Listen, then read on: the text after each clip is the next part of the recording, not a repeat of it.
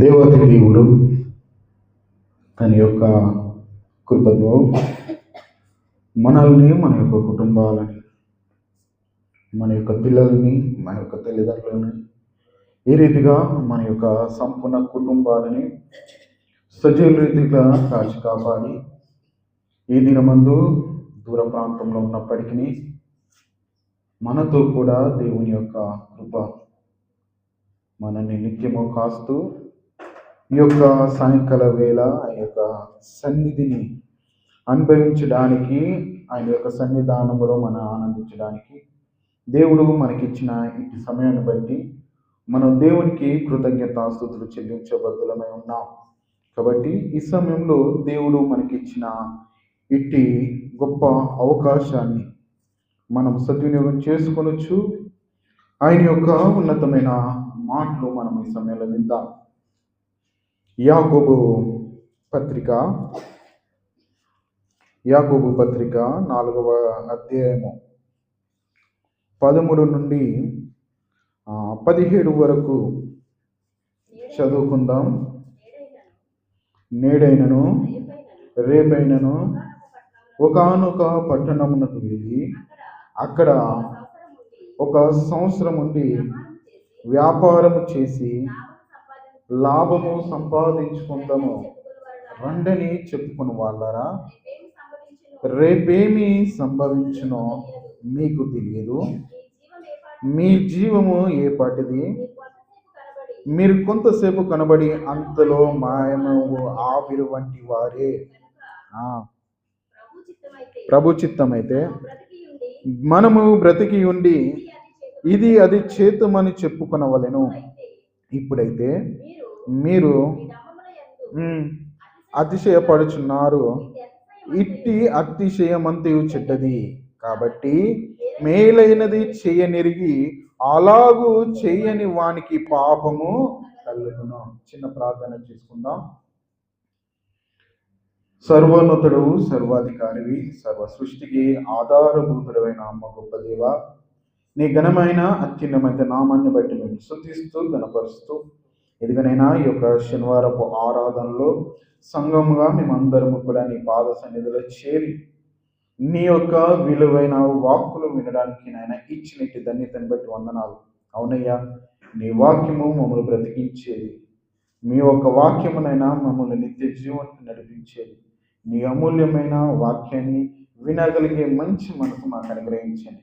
నీ వాక్యాన్ని మా హృదయంలో బదులుపరుచుకొని ఈ లోకంలో బ్రతికిన నినాలునైనా నీ వాక్యానుసారంగా బ్రతికే భాగ్యం మాకు ప్రసాదించమని ఇదిగో నేను దీనును అల్పుడను మరొకసారి నీ పక్షాన్ని నిలబడి నీ యొక్క వాక్కులునైనా విత్తనై ఉండగానైనా నా నోట మీ మాట ఉంచి మీరే పలికించుకోమని, మీ యొక్క ఆత్మశక్తి నాకు అనుగ్రహించమని, నీ యొక్క ఆత్మ బలం ద్వారా సంఘాన్ని బలపరచమని యేసు క్రీస్తు నామంలో ప్రార్థించి వేడుకొనుచున్నాం తండ్రి. ప్రియమైన దేవుని వారలారా,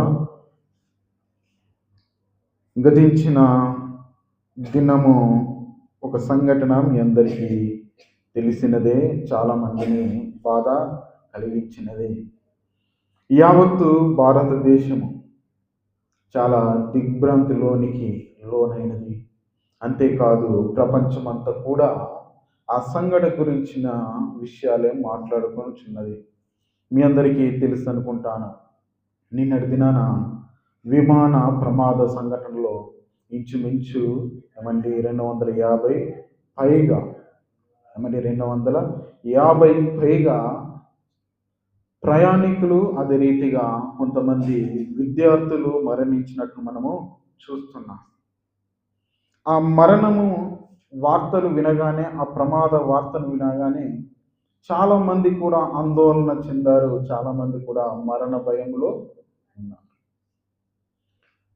భూమి మీద మరణం అనేది సహజమైనది. మరణం అనేది అందరికీ వచ్చేది. మరణము నుండి తప్పించుకునే వారు భూమి మీద ఎవరు కూడా లేరు. మరి ఎందుకు ఈ మరణాలు చూడగానే మనుషులు భయపడుతున్నారు అని అంటే, మీరు చూడండి, ప్రతి ప్రాంతంలో ప్రతిరోజు ఎంతో మంది వ్యక్తులు చనిపోతారు. ప్రతి గ్రామంలో చనిపోతారు, ప్రతి పట్టణంలో చనిపోతారు, ప్రతి చోట కూడా మరణం అనేది మీకు ఈ భూమి మీద జననాలు ఎన్ని జరుగుతున్నావో అంతకంటే ఎక్కువ మరణాలు కూడా జరుగుతాయి. జననాలు ఎన్ని జరుగుతాయో అంతకంటే రెట్టింపు మరణాలు ప్రపంచం అంతా జరుగుతుంటాయి. కానీ జననాలను బట్టి ఎవరు బాధపడరు, కానీ మరణాల విషయంలోకి వచ్చేవారు చాలా మంది బాధపడుతుంటారు. మరి అందులో ఇలాంటి ప్రమాదాలు, రైలు ప్రమాదాలలో మరణించిన వారిని చూసినప్పుడు, ఈ విమాన ప్రమాదాల్లో మరణించిన వారిని చూసినప్పుడు, భూకంపాల ద్వారా ఏమంటే ఈ కొన్ని వింతైన వ్యాధుల ద్వారా మరణించిన వారిని చూసినప్పుడు చాలా మంది ఏమంటే కలత చెందుతుంటారు. కానీ వాస్తవానికి భూమి మీద స్థిరమైన మానవుడు అంటూ ఎవరు లేరు. ఎందుకంటే ప్రియమైన దేవుని వలన దేవుడు సృష్టిలో ఉన్నతమైన స్థితిలో మానవుని సృజించాడు. ఆ యొక్క మనుషుని యొక్క అతిక్రమం వలన మరణము తెచ్చుకున్నాడు. మరణం అనేది మానవుడు తెచ్చుకున్నది తప్ప దేవుడు ఇచ్చినది కాదు. మరణము కొని తెచ్చుకున్నారు.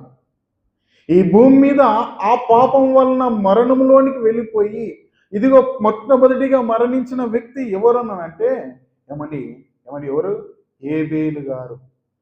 ఏబేలు గారి ద్వారా ప్రపంచానికి మరణం అనేది ప్రారంభమైంది, మరణం అనేది పరిచయము అయింది. ఆనాటి నుండి నేటి వరకు మరణిస్తున్న వారు అనేకులు. ఈ భూమి మీద ఉండేవారు ఎవరు లేరు. ఎందుకంటే ప్రియమైన దేవుని వలన ఒకవేళ ఉండేవారు ఉన్నారు, శాశ్వతకాలం భూమి మీద నివసించే వారు ఉన్నారంటే మనం ఇప్పటికీ ఆదామును చూస్తాం, ఇప్పటికీ ఏబేలు చూస్తాం, ఇప్పటికీ మన ముత్తాతలను చూస్తాం, ఇప్పుడు కూడా చూస్తాం. ఎప్పుడు? ఇంట్లో ఫోటోలో చూస్తాం తప్ప ఏమండి శారీరకంగా మాత్రం మనం భౌతికంగా మాత్రం చూడం. ఎందుకంటే ఎవరి కాలంలో వారు వెళ్ళవలసిందే. మరణం అనేది మనిషికి కొత్త కాదు. ప్రతి కుటుంబాల్లో మరణాలు ఉంటాయి, ప్రతి ప్రాంతంలో మరణాలు ఉంటాయి, ప్రతి పట్టణంలో ప్రతి దేశంలో మరణాలు అనేటివి ఉంటాయి. అవి కొత్త కావు. కానీ కొన్ని మరణాలు మనకు బుద్ధిని కలిగిస్తుంటాయి. ఆ మరణాల ద్వారా దేవుడు మనకు ఏదో నేర్పిస్తున్నాడు, మానవాళికి ఏదో సందేశాన్ని కలిగిస్తున్నాడు. ఆ మరణములో మనం ఒక పాఠాన్ని నేర్చుకోవాలి. నిన్న జరిగిన ప్రమాదము కూడా ప్రపంచానికి ఒక పాఠము దేవుడు నేర్పిస్తున్నాడు. ఇక్కడ చూడండి, ఇప్పుడు యాకోబు పత్రికలో చూస్తే ఇదిగో దేవుడు సెలవిస్తున్న మాట చూడండి ఒక్కసారి. నేడైనను రేపైనను ఒకానొక పట్టణమునకు వెళ్ళి అక్కడ ఒక సంవత్సరం నుండి వ్యాపారం చేసి లాభం సంపాదించుకున్న రండి చెప్పుకొని వారులారా, రేపేమి సంభవించిన మీకు తెలియదు, మీ జీవం ఏపాటిది, మీరు ఎంతోసేపు కనబడి అంతలో మాయమైపోవు ఆవిరి. ఇప్పుడు ఈ మాట మీరు చాలా జాగ్రత్తగా ఆలోచించండి. నిన్నటి దినాన మరణించిన వాడికి ఇది ఎగ్జాక్ట్లీ సెట్ అవుతుందా? ఎందుకనంటే ఒక దేశం నుండి ఇంకో దేశానికి ప్రయాణం అవుతున్నారు. ఎందుకోసము? లాభము సంపాదించ. వారు ఎన్ని కోరికలతో, ఎన్ని ఆశలతో, కుటుంబాలతో వారు వెళ్ళిపోతున్నారు. అందులో ప్రాముఖ్యంగా ఒక కుటుంబాన్ని మీకు పరిచయం చేస్తాను. ఒక డాక్టర్ కుటుంబం. వారు లండన్లో ఫ్యామిలీతో సెట్ అవ్వాలని 3 పిల్లలతో ఏమండి భార్యతో ఆనందంతో వెళ్తున్నారు. ఆ ఫ్లైట్లో కూర్చున్నప్పుడు సెల్ఫీ తీసుకున్నారు. ఏమంటే పిల్లలు ఎంతో సంతోషపడుతున్నారు. తను అనుకున్నాడు కావచ్చు, నేను ఆ దేశానికి వెళ్ళి కొన్నాళ్ళు అక్కడ ఉండి నా పిల్లలకు మంచి భవిష్యత్తు ఇవ్వాలి, వారిని గొప్పవారుగా చేయాలి. ఇదిగో ఎన్ని ఆశలు, ఎన్ని కోరికలతో ప్రయాణం అవుతున్నారో. ఆ పిల్లలు కూడా ఎంత ఆశతో ఉన్నారు ఏమండి. కానీ వారి ఆశలు ఏమైపోయాయి? ఆవిరి. ఎందుకు అనంటే మనిషి యొక్క జీవితానికి గ్యారంటీ, మనం కొన్న వస్తువులకు గ్యారంటీ ఉంది, మనం కొన్న వస్తువులకు వారంటీ ఉంది. కానీ మానవునికి మాత్రం గ్యారంటీ వారంటీ అనేది. గతించిన దినాల్లో మీ సౌండ్ బాక్స్ కొన్నప్పుడు అయ్యా దీనికి వారంటీ ఉందా, గ్యారంటీ ఉందా అని అంటే 2 సంవత్సరాలని చెప్పాడు. ఇప్పుడు నాకేదైనా గ్యారంటీ ఉందా అని మిమ్మల్ని అడిగితే మీరు చెప్తారా? ఇప్పుడు మిమ్మల్ని అడిగితే మీరు చెప్తారా? అని ఒక్కసారి గుండె మీద చేసుకోండి. రేపు చూస్తాను, రేపు వస్తాను అని అంటారా? ఏ ఏ లేదు. ఎందుకంటే దేవుని యొక్క వాక్యం సెలవిస్తుంది, ఇదిగో మీరు ఇంతలో రేపేమి సంభవించిన మీకు తెలియదు, మీ జీవం ఏ పాటిది. మీ జీవం ఎట్టబడ్డది. మనిషిని యొక్క జీవం ఏ పాటిది? ఎంత వరకు బతకగలుగుతాడు, ఎంతవరకు ఉండగలుగుతాడు? 100 ఏళ్ళు బ్రతకాలనుకుంటారు, శతమానం బహుతాన్ని దీవిస్తారు. నిజంగా మరి వారు 100 సంవత్సరాలు బ్రతుకుతారా? దీవిస్తుంటా, కొత్త దంపతులను దీవిస్తుంటాం, 100 ఏళ్ళు బ్రతకండి సుఖ సంతోషంగా, పిల్ల పాపలతో ఆనందంగా. నిజానికి బ్రతుకుతారా? దీవించినంత మాత్రం మరి శతమానం భవతి అన్నంత మాత్రం వారు ఉంటారా 100 సంవత్సరాలు అంటే? ఎందుకంటే ప్రియమైన దేవుని వారా, మానవుని యొక్క ఆయుష్ గురించి కానీ, మానవుని యొక్క ప్రాణాన్ని గురించి కానీ, వాని యొక్క జీవితాన్ని గురించి మనుషుడు ఎప్పుడూ ఆలోచించట్లేదు. ఆలోచించడానికనే కోరికల మీద కోరికలు, ఆశల మీద ఆశలు, ఇవన్నిటి పెంచుకొని పెంచుకొని పెంచుకొని పెంచుకొని ఇదిగో ఈ లోకంలోనే స్థిరంగా ఉండాలనుకుంటున్నారు. ఇక్కడే ఇదిగో స్వాస్థ కాలం బ్రతకాలని అనుకుంటున్నాడు. ఇక్కడే ఈ లోకాన్ని అనుభవించాలనుకుంటున్నాడు. కానీ ఈ లోకము దేవుని దృష్టిలో రంగుల లోకముగా కనిపిస్తుంది, మాయా లోకము. ఈ లోకము పాపము లోకము. ఈ లోకంలో మానవుడు ఎంత త్వరగా తన కాలాన్ని చెల్లిస్తే వాడు అంత ఉన్నతుడు. కానీ ఈ పాప లోకంలోనే మనం ఎక్కువ కాలం జీవించాలనుకుంటున్నాం. ఈ పాప లోకంలోనే ఎక్కువగా ఆనందాన్ని పొందాలనుకుంటున్నాం. ఈ పాపపు లోకంలోనే ఎక్కువగా జీవించాలని ఎన్నో ఆశలతో మనం ఉంటున్నాం. ఎన్నో ఆశలు, లాభం సంపాదించుకున్న దేశాల మీద దేశాలు, ప్రయాణాల మీద ప్రయాణాలు, ఎన్నో ఆశల మీద ఆశలు, ఇదిగో ఎన్నో కూడబెట్టుకోవడానికి మనం ప్రయత్నిస్తున్నామే. అసలు మన జీవం ఏర్పాటిది. రేపేమి సంభవించిన నీకు తెలుసా? నీ జీవితంలో రేపు ఏం జరుగుతుందో నీకు తెలుసా? నువ్వు ఏ ధీమతోని, ఏ ధైర్యంతో నీ యొక్క జీవిత ప్రయాణాన్ని నువ్వు ముందుకు కొనసాగిస్తున్నావు. అందుకని దేవుని యొక్క వాక్యం సెలవిస్తుంది, ఇదిగో మీ జీవం ఏర్పడుతుంది, రేపేమి సంభవించిన మీకు తెలియదు. ఇదిగో మీరు ఇంతలో కనబడి అంతలో మాయమైపోవు ఆవిరి వంటి వారే అంటున్నారు. ఆవిరి వంటి జీవితం మానవుని యొక్క జీవితం. ఆవిరి అంటే తెలుసా అండి? ఆవిరి అంటే తెలుసు కదా. ఏమండి, వంట చేస్తున్నప్పుడు మీరు ఒక్కసారి ఆ యొక్క పైన ఉన్న కప్పుని ఇలా తీస్తే ఒకటేసారి ఆవిరి వస్తుంది. గంట సేపు ఉంటుందండి? 2 గంటలు ఉంటుందా? లేకపోతే భోజనం అయిపోయే వరకు అది అలానే పైన తేలుతుంటుందా? లేదు. ఎంతసేపు? ఏమని ఎంతసేపు? ఇలా తీయగానే అలా మాయమవుతుంది, అది కనిపించదు. దాన్ని పట్టుకుందామని మీరు ప్రయత్నం చేసినా దొరకదు. ఆవిరి అంటే ఒక ఆవిరి ఎన్ని క్షణాల్లో మాయమవుతుందో మానవుని యొక్క జీవితం కూడా అంతే.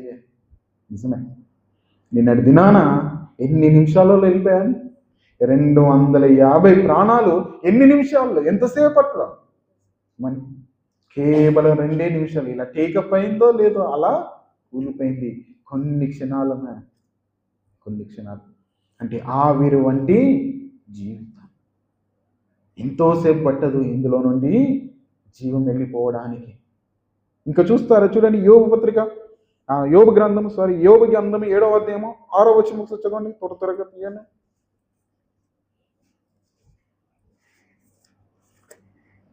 యోబు గ్రంథము మానవుని యొక్క జీవము దేనితో దేవుడు పోల్చాడు చూడండి. మొదటి వచనం కూడా చదవండి ఒకసారి. 7వ అధ్యాయం మొదటి వచనం. భూమి మీద నరుల కాలము యుద్ధ కాలము కాదా? వారి దినములు కూలివాని దినముల కంటివి కావా? చాలండి. తర్వాత 6వ వచనం కూడా చదవండి. నా దినములు నేతగాని నాడే కంటెను, వాడిగా గతించుచున్నవి, నిరీక్షణ లేక అవి క్షేమైపోతున్నది. నా జీవము వట్టి ఊపిరియే అని నాకు జ్ఞాపకము. చూడండి ఏమండి, ఎలాంటిదంట? ఏమండి, నేత కాని వాడి కంటెను. ఏమని? నేత కాని వాడే. ఏమని, ఎప్పుడైనా మీరు చూసారో లేదో, ఏమంటే వస్త్రాలు నేస్తాడు నేతన్న. ఏమని, అతను దాన్ని కొడతాడు కదండి, అది ఎంతసేపట్లో వెళ్ళిపోతుంది? క్షణాలలో వెళ్ళిపోతుంది. ఇలా అంటాడు. ఏమని, దాన్ని వాడి అంటారు. నేత కాని వాడి. ఇలా కొట్టగానే అది ఇలా వెళ్ళిపోతుంటుంది. అది ఎంత స్పీడ్లో అంటే సెకండ్లో వెళ్ళిపోతుంది, సెకండ్లో. తర్వాత కింద అంటున్నాడు ఏంటంటే ఊపిరి వంటిది అంటున్నాడు. నా జీవము బట్టి ఊపిరే అంటున్నాడు. పైన 7వ అధ్యాయంలో మొదటి వచనం అంటాడు, భూమి మీద నరుల కాలం యుద్ధ కాలము. యుద్ధం. యుద్ధం ఎప్పుడు ప్రారంభమవుతుందో ఎప్పుడు ముగిస్తుందో ఎవరికి తెలియదు. నిన్నటి దినాన చూడండి మరి ఇజ్రాయెల్ ఇరాన్ మీద క్షణంలో ఏం చేసిందండి? అణుబాంబులు వేసింది. మరి వారిని ధ్వంసము, వారికి ఉన్న మిలిటరీ క్యాంపులన్నీ కూడా ధ్వంసము. ఎవరు కూడా ఊహించలేరు. గతించిన దినాల్లో ఇండియాలో కూడా ఏమండి ఆ కాశ్మీర్ ప్రాంతంలో ఏమండి కొంతమందిని చంపారు. ఎవరైనా ఊహించారా?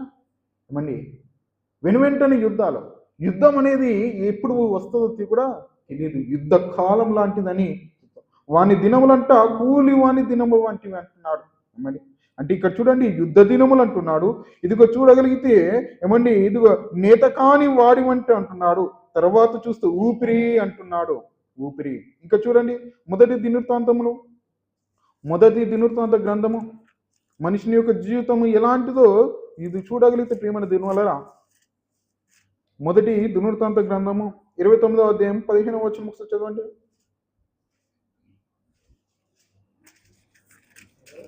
15వ వచనం 29-15 మొదటి దినవృత్తాంతములు.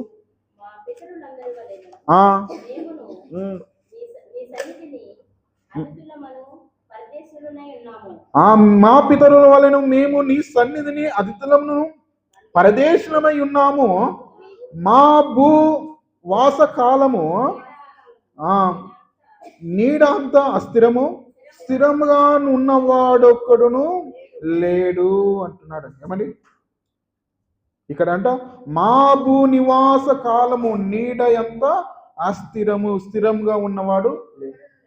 అంటే మానవుని యొక్క జీవిత కాలాన్ని దేంతో పోలుస్తున్నట్టు? నీడతో పోలుస్తున్నాడు. నీడ మన నీడ ఎంతసేపు ఉంటుందండి? మన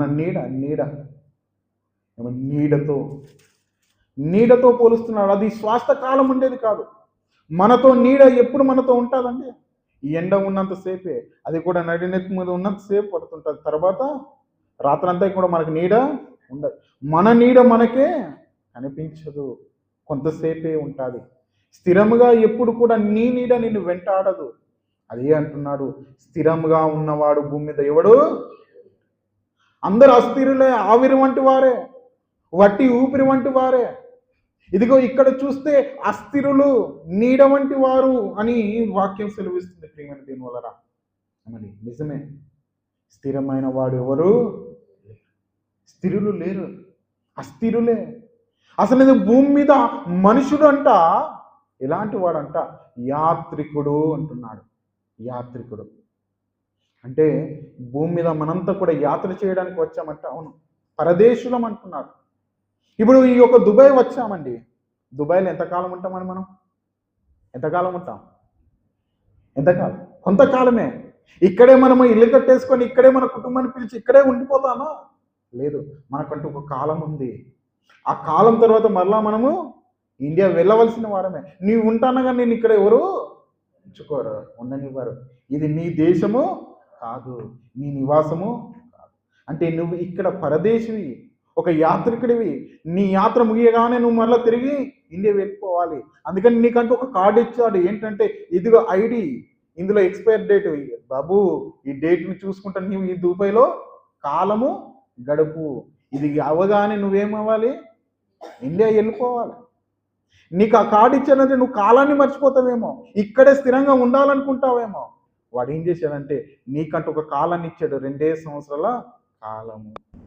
అదే రీతిగా భూమి మీద దేవుడు మనుషులకు కాలం ఇచ్చాడు. దేవుడు ఎంతకాలం ఇచ్చాడంటే అధిక బలం ఉన్న ఎడల ఎంత? ఏమండి ఎంత? మనిషిని యొక్క ఆయుష్ కొంతే, దానికి ఒక కాలం ఇచ్చాడు. అధిక బలం ఉన్న ఎడల అంటున్నాడు, అధిక బలం. మరి మనిషిని యొక్క ఆయుష్ ఎంతనో మీరు చూస్తారు. కీర్తన గ్రంథము చూడండి, కీర్తన గ్రంథము 39వ అధ్యాయం 5వ వచనం.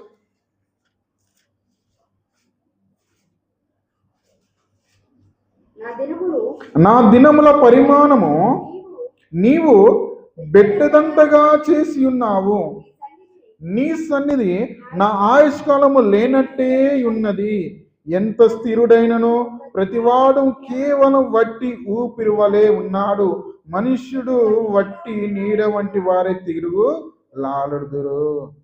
ఇక్కడ చూస్తే ఏమంటున్నాడంటే నా దినముల పరిమాణం నువ్వు బెట్టనంతటిగా చేసి ఉన్నావు.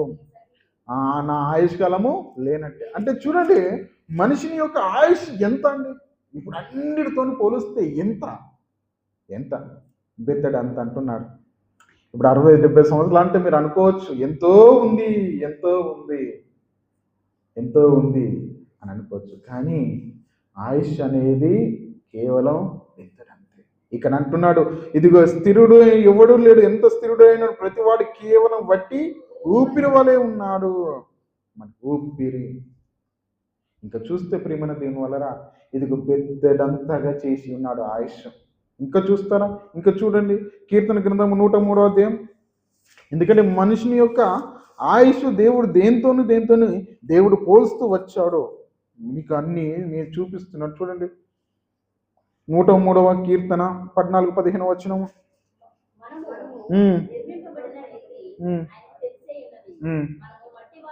మనము మంటివారమని ఆయన జ్ఞాపకము చేసుకొని ఉన్నాడు.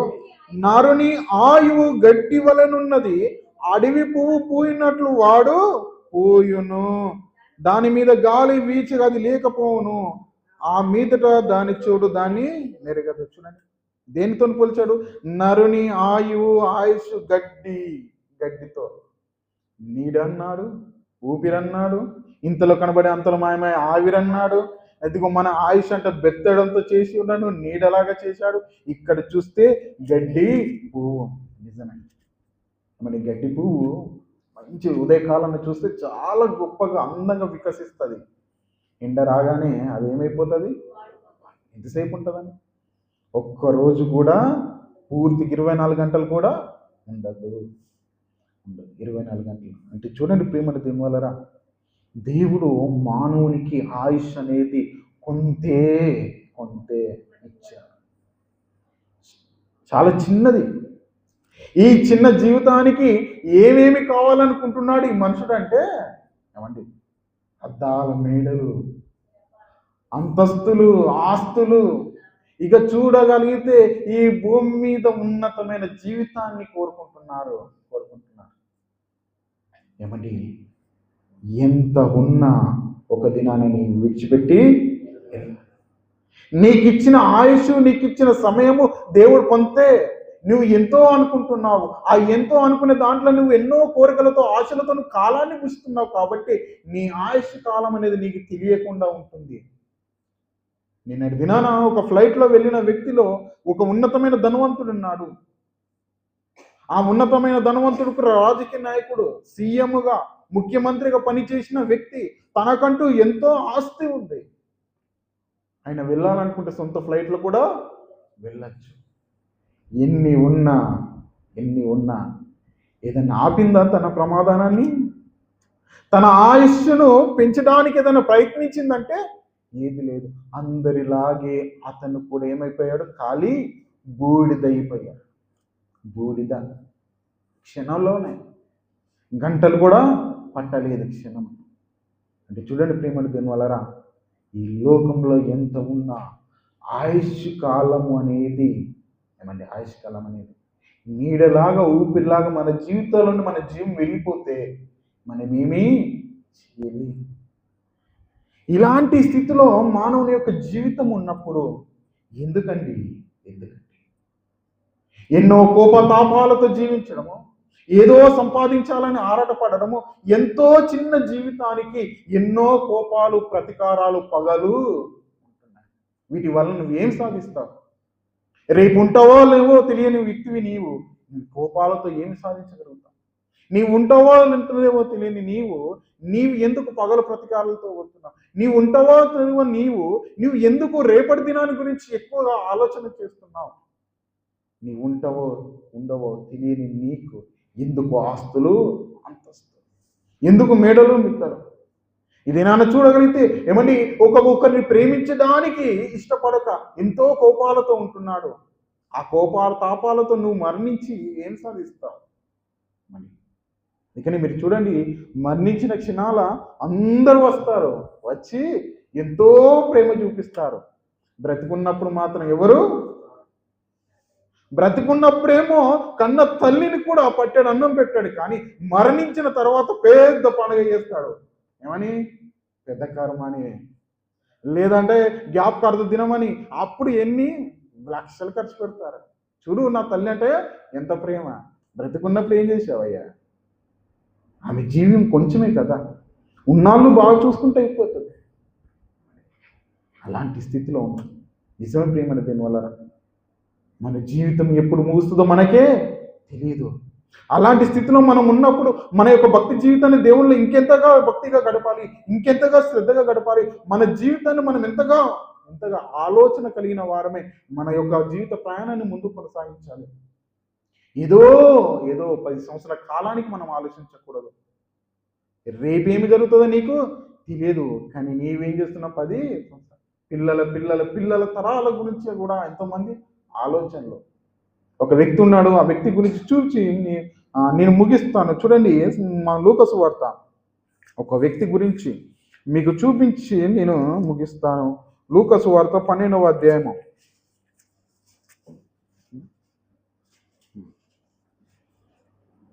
లూకాసు వార్త 12వ అధ్యాయం 16వ వచనం చూసి చదవండి. మరియు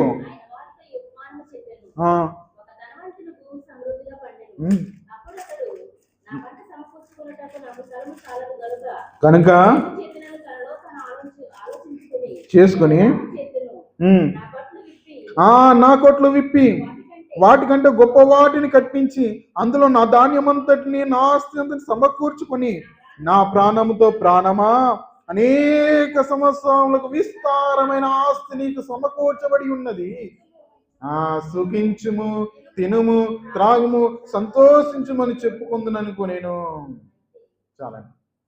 ఇక్కడ కూడా ఒక వ్యక్తి ఉన్నాడండి, గొప్ప ధనవంతుడు. పంట బాగా పండింది. ఎవరికి లేని విస్తారమైన పంట పండింది. పంట పండడంతోనే పక్కవారికి పంచుతానే అనే ఆలోచన,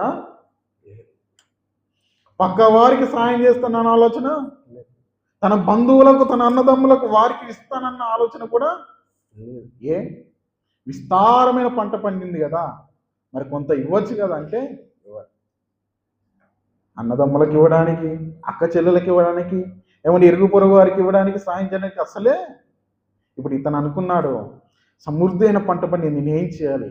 కొట్లలో కూర్చుకుంటాను, అనేక కొట్లు నేను కూర్చుకుంటాను, అందులో నా ధాన్యాన్ని పెట్టుకుంటాను, సమకూర్చుకుంటాను, నా ఆస్తిని సమకూర్చుకుంటాను. అప్పుడు అంటున్నాడు, ఇదంతా సమకూర్చుకున్న తర్వాత అప్పుడు వాటిని చూస్తున్నాడు, తన ప్రాణంతో చెప్తున్నాడు, నా ప్రాణమా అనేక సంవత్సరములకు విస్తారమైన ఆస్తి నీకు సమకూర్చబడి ఉన్నది. సుఖించుము, తినుము, త్రాగుము, సంతోషించుకొని చెప్పుకుందును అనుకోనేను అంటున్నాను. ఏమని? ఆస్తిని చూడగానే, వాటిని చూడగానే అనుకుంటున్నాడు ఎన్నో ఆలోచన, ఎన్నో కోరికలు, అనేక సంవత్సరాలు. ఎన్ని సంవత్సరాలు? 1 కాదు, 2 కాదు, అనేక సంవత్సరాలు. ఇప్పుడు అనేక సంవత్సరాలకు తన ప్రాణంతో చెప్తున్నాడు, సుఖించుము, తినుము, త్రాగుము, సంతోషించుము, నీకంటూ కొదవ అంటూ ఏమీ లేదు. ఎవరికి లేని ఆస్తి నీకు ఉంది, ఎవరికి లేని ధనము నీకుంది. ఇదిగో ఈ లోకంలో నీవు అనేక సంవత్సరాలు కూడా ఎంత సంతోషించినా, ఎంత తిన్నా, ఎంత త్రాగినా తరగనిది ఉంది అనుకున్నాడు. తరగనిది ఉంది. అవునండి, భూమి మీద నీ ఆస్తి తరగదేమో, నీ యొక్క ఇల్లు తరగదేమో, నీ యొక్క పంట తరగదేమో, కానీ నీ యొక్క ఆయుష్ మాత్రము తరిగిపోతుంది. నీ బంగారము తరగదేమో, నీ కొట్లలో ధాన్యం తరగదేమో, నీ బీరువలో ఉన్న డబ్బు ఇక ఖర్చు పెట్టకుండా అల్లానే పెడితే తరగదేమో, ఏమంటే ఇది నా స్విస్ బ్యాంకులలో పెట్టుకున్న ధనం అనేది తరగదేమో, కానీ ఆయుష్ దినదినము ఏమైపోతుంది? తరిగిపోతుంది. ఇప్పుడు ఈయన అనుకున్నాడు, తరగని ఆస్తి నాకుంది, నా ప్రాణముతో తినుము, తనుము, సంతోషించమని నేను చెప్పుకుంటాను అనుకున్నాడు. కానీ దేవుడు ఒక మాట సెలవిస్తున్నాడు. చదవండి. ఇప్పుడు దేవుడు అంటున్నాడు, చూడండి ఏమంటున్నాడు? అయితే దేవుడు వెర్రివాడా. అదేంటి? మీకు అర్థమైందా? ధనవంతుని ఎవరైనా వెర్రోడు అంటారండి? ధనవంతుని ఎవరైనా వెర్రోడు అంటారండి? ధనవంతుడిని వెర్రోడు అంటున్నాడు. ఎందుకని అంటున్నా అంటే అనేక సంవత్సరాల గురించిన ఆలోచనలో ఉన్నాడు. అనేక సంవత్సరాలు కూడా తినాలి, త్రాగాలి, సంతోషించాలనే దాంట్లోనే ఉండిపోయాడు.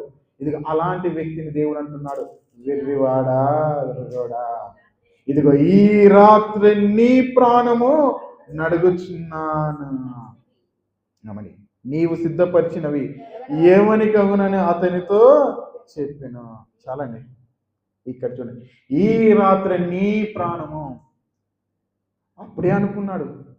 ఆ యొక్క ఆస్తిని చూసి, ఆ ధనాన్ని చూసి, ఆ పంటను చూసి అనుకుంటున్నాడు, నా ప్రాణం అనేక సంవత్సరాలని కోల్తేసుకున్నాడు. అనేక సంవత్సరాలకు ఒక పరిమాణము పెట్టుకున్నాడు. కానీ దేవుడు అంటున్నాడు, ఊరి వెర్రివాడా, నీ ఆయుష్ ఆవిరి వంటిది, నీ ఆయుష్ ఒకటి ఊపిరి, నీ ఆయుష్ గడ్డి పువ్వు వంటిది, నీ ఆయుష్ నీడ వంటిది అని గుర్తు చేస్తూ, ఈ రాత్రి నీ ప్రాణం అడిగితే ఏమి చేస్తావు? ఏమి చేస్తావు? నీవు సంపాదించినది ఎవరి పాలవుతుంది? నిజమే ప్రియమైనది. ఇది నా మానవాళికి దేవుడు ఇస్తున్న ఒకటే ఆలోచన. ఓ వెర్రి వాళ్ళారా, ఈ రోజు మీ ప్రాణాలు అడిగితే మీరేం చేస్తారు? ప్రమాదంలో మరణించిన వారిని చూసి మీరు ఎంతో బాధపడుతున్నారే, అదే ప్రాణాన్ని మిమ్మల్ని అడిగితే మీరేం చేస్తారు? మీరు సిద్ధంగా ఉన్నారా? మీరు ఎలాంటి ఆలోచన కలిగి ఉన్నారు? ఎలాంటి జీవితం కలిగి ఉన్నారు? మీలో భక్తి జీవితం ఉందా? విశ్వాస జీవితం ఉందా? ఈ దినాన మరణిస్తే నేను పరలోకానికి వెళ్తాను, ప్రభుతో ఆనందిస్తాననే ధైర్యంతో విశ్వాస జీవితాన్ని కొనసాగిస్తున్నారా? లేదంటే మీ కాలాన్ని ముందు పెట్టుకుంటున్నారా? ముందు కాలం, మంచి కాలం అని నువ్వు అనుకుంటున్నావేమో. ముందు మంచి కాలము మనకంటే వెనుక చనిపోయిన వారు, మనకంటే గతించిన కాలాలు ఎంతో ఉన్నతమైనవి. ఎందుకంటే ఈ దినమందున్న కాలం అనేది చాలా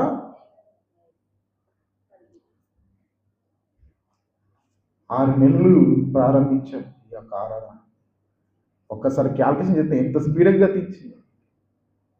ఈ దినాన్ని చూస్తుంటే ఈ కాలం అనేది తెలియట్లేదు. కాబట్టి ప్రియమైన దేవుని వాళ్ళారా, ఒక్కసారి ఆలోచించండి. మన జీవితం ఎప్పుడు ముగుస్తుందో మనకు తెలియదు. మనము ప్రభు రాకడ కొరకు సిద్ధపడ్డామా?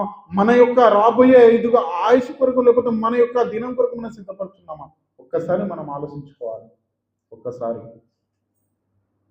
ఎందుకంటే ప్రియమైన దేవుని వాళ్ళారా, సమయమైందా? కూర్చోండి. కాబట్టి ప్రియమైన దేవుని వాళ్ళారా, ఒక మాట చూద్దాం ఆఖరిగా. చూడండి, 1 పేతురు 1వ అధ్యాయము 24వ వచనం.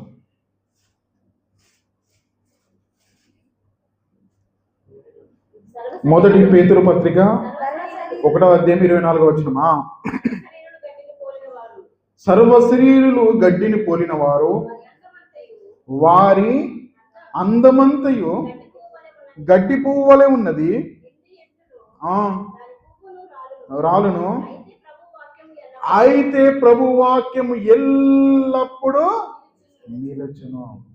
చాలా మీకు ప్రకటింపబడు సువార్త ఈ వాక్యమే. నిజమే ప్రియమైన జన. యేసుక్రీస్తుల వారు భూమి మీద ఉన్నప్పుడు ఒక మంచి మాట అన్నాడు, భూమి గతించిన నా మాటలు మాత్రము, ఆకాశము గతించిన గాని భూమి గతించిన గాని నా మాటలు గతించవు. ఆ మాటలు ఏంటంటే, ఇది ఇక్కడ సెలవిస్తున్నాడు, ఇది గడ్డి ఎన్నును, పువ్వు వాడిపోవును, కానీ దేవుని యొక్క వాక్యము నిత్యము నిలుచును, ఎల్లప్పుడూ నిత్యము. ఈ భూమి మీద స్థిరమైనది ఏది అనగా యేసుక్రీస్తుల వారి వాక్యము, యేసుక్రీస్తుల వారే. ఈ దినాన ఆయనను అంగీకరించినట్టయితే నీవు కూడా కలకాలం జీవించేవాడిగా ఉంటావు. ఎక్కడ జీవిస్తావు? ఉన్నతమైన పరలోకములు.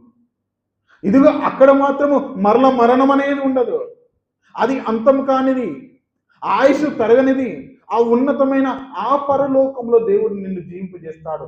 ఎందుకంటే ఆయన నిత్యము స్థిరము ఉండే వాడు. ఆయన రాజ్యానికి అంతము లేదు, ఆ దానికి ఆయుష్ లేదు. ఆయుష్ లేనివాడు, అంతము లేనివాడు, మన ప్రభు అయిన యేసుక్రీస్తుల వారు.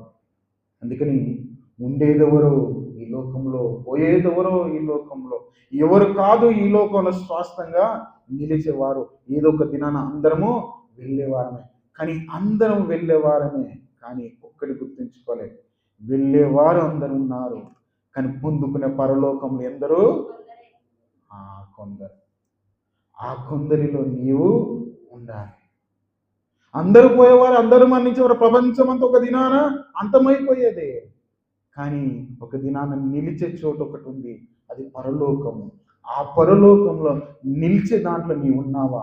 ఒకవేళ ఆ లోకంలో నువ్వు నిలవాలంటే ఈ లోకంలో నీకిచ్చిన ఈ యొక్క ఆయువు లాంటిది, ఆయుర్ వంటిది, ఇది గడ్డిపూ వంటి నీడ వంటి ఈ జీవితము దేవునికి నీవు ఇవ్వు. దేవునికి నీకు ఇస్తే దేవుడు నిన్ను ఉన్నతమైన లోకాల శాశ్వతకాలం జీవింప చేస్తాడు. అలాంటి ఉన్నతమైన కృప ద్వారా మీరు పోషింపడాలి. కానీ ఈ లోకంలో ఇప్పుడు ఏముందండి? ఈ భూమి నాది అంటున్నాడు, ఈ నేల నాది అంటున్నాడు, ఈ గాలి నాది అంటున్నాడు. వాస్తవానికి ఇవన్నీ ఎవరేమండి? ఇవన్నీ దేవుని. కానీ మనుషుడు అంటాడు ఈ భూమి నాది అంటాడు. భూమి నాది పాతాడు, ఈ భూమి నాది, ఈ గాలి నాది, ఈ నింగి నాది, ఇవన్నీ అంటారు. పాట కూడా ఉందండి, ఈ భూమి. మధ్య దుబాయ్లో కొంతమంది సేవకులు అంటున్నారు ఈ సంఘం నాది, ఈ సంఘం నాది అంటున్నారు. నా సంఘం, నా విశ్వాసం నువ్వు ఎలా తీసుకుపోతా? ఎంతకాలం ఉంటావు? ఎంతకాలం బ్రతికుంటావు ఈ భూమి మీద? ఎంతకాలం ఈ సంఘాన్ని నడుపుతావు? ఎంతకాలం? ఆవిరి వంటి వారయ్యా, ఇయ్యాల ఉండి రేపు పోయేవారు. నాది నాది నాది నాది అనుకుంటా ఎంతకాలము? నా సంఘానికి రాకుంటే శాపనార్థాలు, నాకు దశంభాగాలు ఇవ్వకుండా మీ నేషన్లో నాశనం అవుతాయి. ఇవంటి ఉట్టి ఆయువురు వంటి ఆయుష్. నీవు ఇయ్యాల అనకున్నా దేవుడు తీసుకునే ఆయుష్. ఇది నన్ను నువ్వు చెప్పించకున్నా దేవుడు ఏదో ఒక రకంగా తీసుకునేదే. ఏమని? అందుకని ప్రియమైన దేవుని జీవితం కొద్ది కాలమే. ఎందుకు శాపనార్థాలతో బ్రతకడం? ఒక సేవకులుగా ఏమండి ఇదిగో శాపనార్థాలు పెట్టడం ఎంతవరకు? మానవులుగా విశ్వాసులైన మనమే ఒకరి ఏడలో ఒకరు ప్రేమను కనపరచవలసిన వారమే ఉన్నాం. ఎందుకంటే రేపటి దినం ఉంటామో ఏమండి కోప తాపాలతో మనం మరణిస్తే రేపటి దినాన నీవు ఉన్నతమైన లోకంలో నీవు ప్రవేశించవు. కోపము దేవుని యొక్క నీతిని నెరవేర్చదు. అందుకని ఎందుకు శ్వాస కాలం ఈ లోకంలో ఎవరు ఉండరు. దుబాయ్లో అస్సలే ఉండరు. నిన్న ఉన్నవాడు ఈ రోజు ఉండడు. మీరు ఎయిర్పోర్ట్లో చూడండి, అతనే ఉంటారు, పోతూనే ఉంటారు. నాది నాది నాది అనుకొని ఇక్కడ జెండా పార్టీ ఏమండి ఇక్కడ ఉండడానికి షేకు మీ తాత కాదు, మీ ముత్తాత కానే కాదు. కాబట్టి ఎందుకు నాది నాది నాది అనుకొని ఏదో ఒక కాలంలో విడిచి వెళ్ళవలసిందే. నీ ఇల్లునే విడుస్తావు, నీ భార్యనే విడుస్తావు, నీ పిల్లల్నే విడుస్తావు, ఈ లోకాన్ని విడుస్తావు. నువ్వు విడవ అన్నా కానీ దేవుడు రారా బిడ్డ అని లాక్కొనే పోతాడు. అలాంటి స్థితిలో ఉన్నాం మనం. మన యొక్క జీవితం ప్రమాదాలను చూస్తున్నాం, రోగాలను చూస్తున్నాం, భూకంపాలను చూస్తున్నాం, యుద్ధాలను చూస్తున్నాం. ఈ యొక్క దినాన నేను కూడా వెళ్తానని నీకు తెలుసు. ఆయన నాది నాది నాది అనుకొని ఈ లోకాన్ని నువ్వు సంపాదించుకోవడానికి నువ్వు ప్రయత్నము చేయకు. ఈ లోకంలో నువ్వు పోతే లోకాశలు దేవుని యొక్క నీతిని నెరవేర్చవు. కాబట్టి సంగమా, మనం యాయుష్షు ఎంతకాలం మనకు తెలియదు. ఉన్న కొంతకాలం మన భక్తిగా మనం బ్రతుకుతాం. ఎందుకనంటే నీ భక్తి నిన్ను రక్షిస్తుంది. భక్తిగా బ్రతుకు. అభక్తిహీనుడుగా నువ్వు బ్రతుకుతే నీ భక్తి వ్యర్థమైపోతుంది. ధనవంతుడు వ్యర్థముగా ఆలోచించాడు, వెర్రివాడా అని అన్నాడు. ఇది నన్ను అలాంటి పిలుపు నీవు పిలిపించుకోకూడదు. అలాంటి ఉన్నతమైన కృపలో, ఉన్నతమైన ధన్యతలో, పరలోకపు రాజ్యంలో దేవుడు నిన్ను ఉంచాలని కోరుకుంటున్నాడు. ఈ కొంతకాలాన్ని దేవుని కొరకు ఉన్నతంగా బ్రతికి ప్రభు యొక్క రాజ్యాన్ని మనము సంపాదించుకుందాం.